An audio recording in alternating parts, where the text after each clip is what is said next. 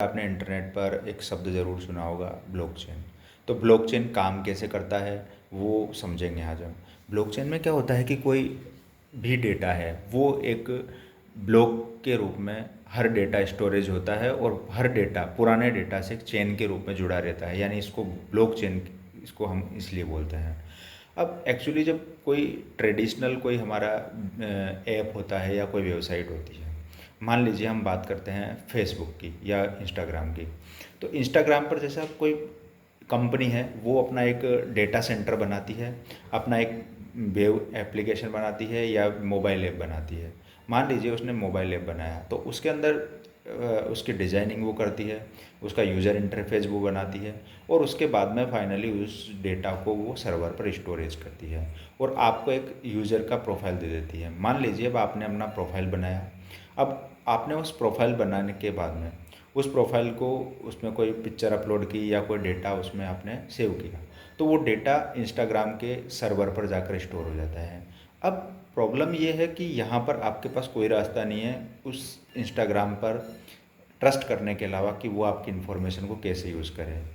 अगर इंस्टाग्राम चाहे तो आपकी इन्फॉर्मेशन को वो किसी थर्ड पार्टी को सेल कर सकता है, आपकी इन्फॉर्मेशन को वो मिसयूज़ कर सकता है या आपकी फ़ोटो को डिलीट भी कर सकता है, क्योंकि सारा जो पावर है इसके अंदर वो एक सेंट्रलाइज अथॉरिटी के पास है, जिसको हम इंस्टाग्राम बोल रहे हैं, उसके पास है सारा डेटा। तो वो इसको मॉडिफाई भी कर सकता है और वो इसको मिसयूज़ भी कर सकता है। दूसरा जो चीज़ है कि सारा डेटा उसके पास है, तो उसमें पास हमारे पास कोई अथॉरिटी नहीं है उसको एक्सेस करने की, वो उसको डिलीट भी कर सकता है।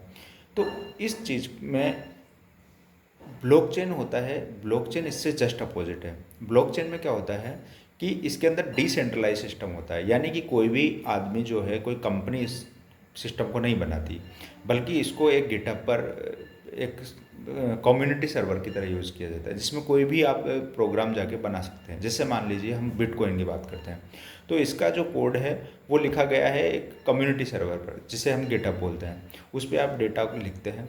अब इसमें होता क्या है कि कोई भी इन्फॉर्मेशन आपने दी तो इसमें कोई एक सेंट्रलाइज सर्वर नहीं है, मतलब कोई एक सेंट्रलाइज अथॉरिटी, कंपनी या कोई सरकार नहीं है, बल्कि वो पूरा डेटा ही डिसेंट्रलाइज है, यानी हर व्यक्ति के पास उसकी इन्फॉर्मेशन है। अब होता क्या है कि इंस्टाग्राम पर आपने फ़ोटो पोस्ट की वो डिलीट हो सकती है, बट ब्लॉकचेन के अंदर आपने कोई इन्फॉर्मेशन दी तो एक बार आपने इन्फॉर्मेशन दे दी वो डिलीट नहीं हो सकती, वो उसका ब्लॉक बनता जाएगा, यानी वो इन्फॉर्मेशन डिलीट नहीं हो सकती बल्कि उसका लॉक बनता जाएगा। मान लीजिए कि 5 व्यक्ति हैं, ए बी सी डी और ई।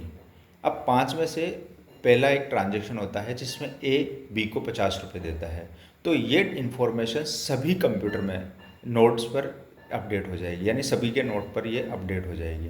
अब इस इन्फॉर्मेशन को हम चेंज नहीं कर सकते, यानी अगर कोई नया ट्रांजैक्शन होगा तो ही हम उसको रिकॉर्ड कर सकते हैं। बट इंस्टाग्राम के केस में क्या था कि हम उस इन्फॉर्मेशन को हम डिलीट भी कर सकते थे, लेकिन ब्लॉकचेन के केस में हम उस चीज़ को डिलीट नहीं कर सकते, बल्कि उस इन्फॉर्मेशन को लॉग्स के रूप में रखते हैं हम। यानी एक इन्फॉर्मेशन आई, उसके बाद में दूसरी इन्फॉर्मेशन आएगी और पुरानी इन्फॉर्मेशन के साथ उसको पैचअप करते जाएंगे।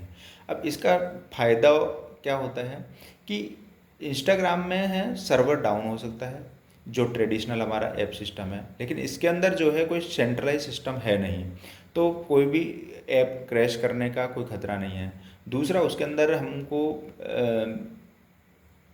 इसके अंदर हमको पब्लिक चीज़ें मिलती हैं, यानी कोई भी चीज़ें वो पब्लिकली अवेलेबल होती है, तो इन्फॉर्मेशन को टेम्पर करना, उसको चोरी करना, ये थोड़ा ब्लॉकचेन में मुश्किल हो जाता है। दूसरी बात करें कि इसके अंदर कोई सेंट्रलाइज अथॉरिटी नहीं होती है, तो उसका भी एक फ़ायदा ये मिलता है कि हम इन्फॉर्मेशन को हम हैकिंग नहीं कर सकते हैं, बच सकते हैं। दूसरा इसके अंदर